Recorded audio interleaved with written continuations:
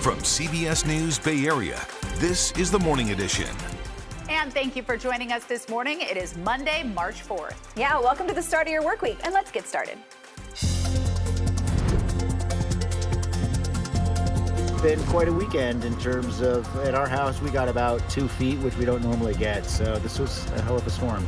He said it. Mother Nature with unrelenting snowfall slamming the Sierra. We're there as people dig out. Our features are altered. Our faces are altered to look sinister and aggressive. These things are very troubling. Altered in Alameda? The question of whether political attack ads go too far. There's always a light at the end of the path. You won't see it first, but you will realize that it was all worth it. A standout athlete in Napa with a standout attitude. How community support equals hope. This for college basketball history. Rising to win to break the record said to be unbreakable. Caitlin Clark stands alone, showing us all on a Monday what's possible.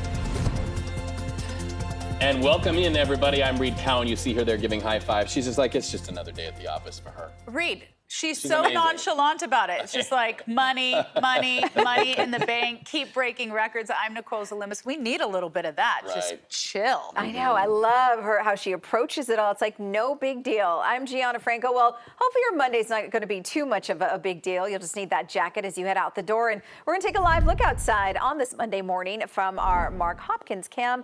Looking north over the bay, you can see the Ferris wheels sort of down to the side of your screen there. But so far it looks pretty good. But if you are elsewhere, maybe near I-80 in the Sierra, this is what you're going to see.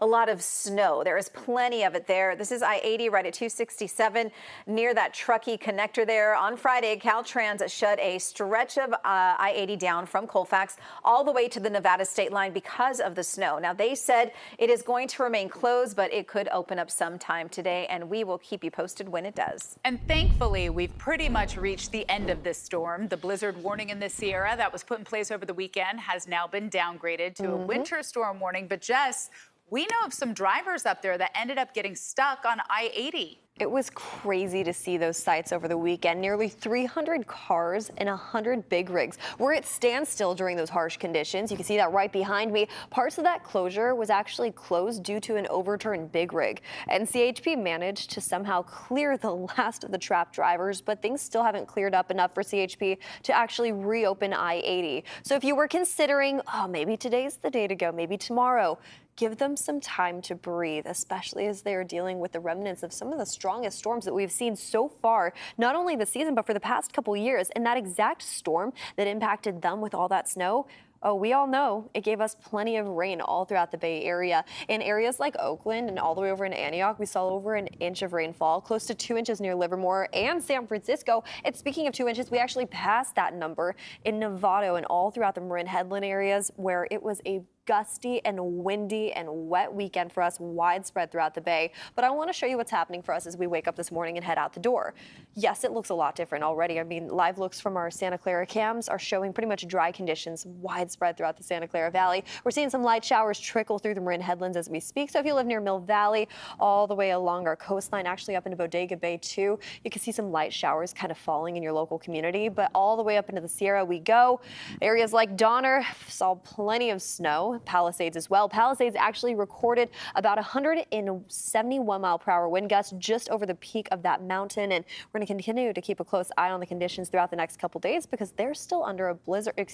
That blizzard warning has now been downgraded to a winter storm warning, but that's going to last until Wednesday. So this week is still not the time to head up there. Like I said, give them a breath of fresh air as they're dealing with all the storm damage that's been caused throughout the past couple days. I'm going to have more on that storm coming up in just a bit. But for now, G, how are the roads out here? You know, they're still pretty busy, Jess, as we get a little closer to, now that we're in that 8 o'clock hour, we're going to see things getting a little bit better, which is that ride out of the South Bay starting to improve just a little bit. 680 looking better also.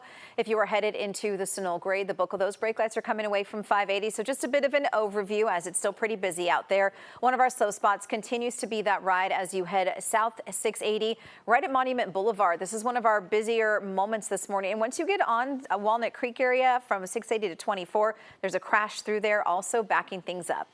Right off the top of 8 o'clock, we want to begin with breaking news. In a unanimous decision, the Supreme Court just ruled that former President Donald Trump can remain on Colorado's primary ballot. The bid to keep him off the ballot stemmed from Trump's involvement in the January 6th insurrection.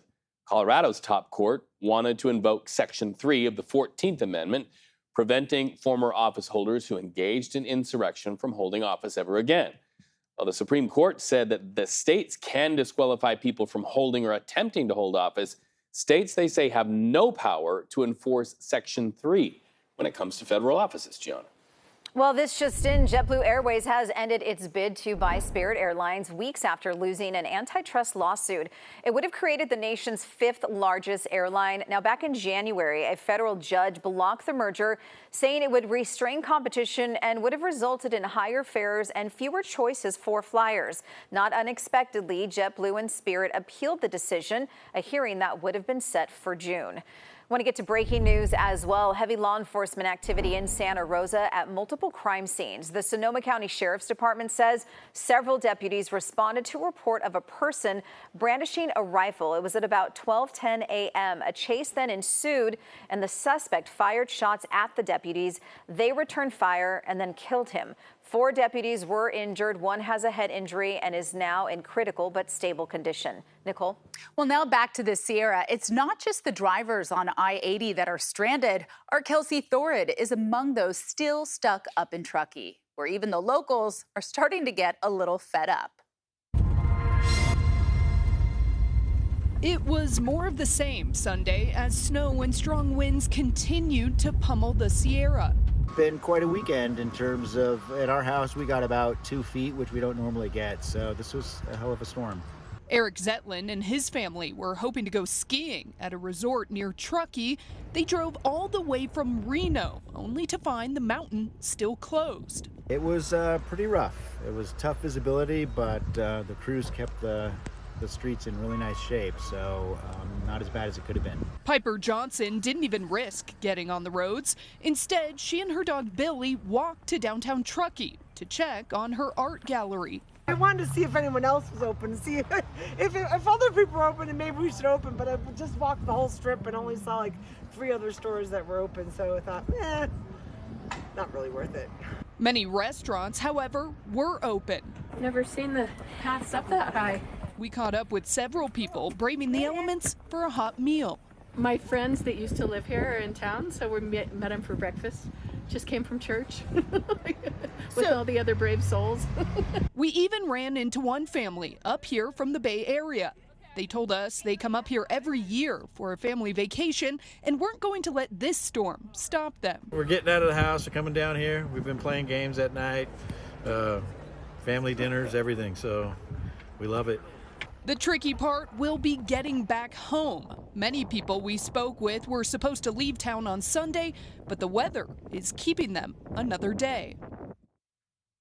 To keep up with our continuing coverage of this winter storm, stay with us on air, online at KPIX.com, and streaming on the CBS News Bay Area app.